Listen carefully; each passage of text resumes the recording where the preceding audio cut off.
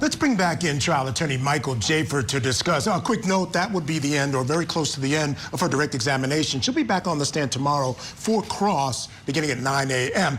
Michael, quickly, we're hearing a lot of information clearly about the lies, et cetera, et cetera. What we're not hearing a lot of is the fact that she was a really bad mother.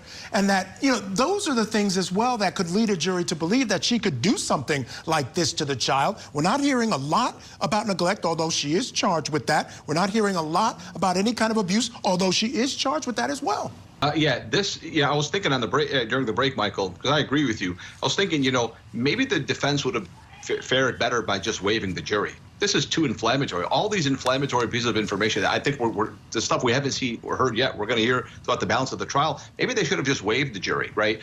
Because at the end of the day, they could have, when the defense takes the case, they can bring on an expert and say she was nervous, she was lying. If, you know, had she really done this intentionally, she would have never thought she was going to get away with it. Maybe she was just trying to delay.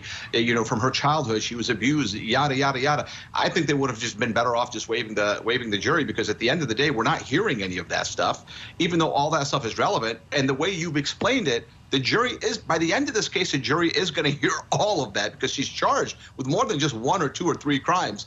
At the end of the day, I don't see how a jury is gonna acquit her or bring down the charges to manslaughter. It's too inflammatory. They passed a law in that state because of her conduct. The law has been changed. It's just a completely inflammatory situation. The deck is so stacked against her so thoroughly.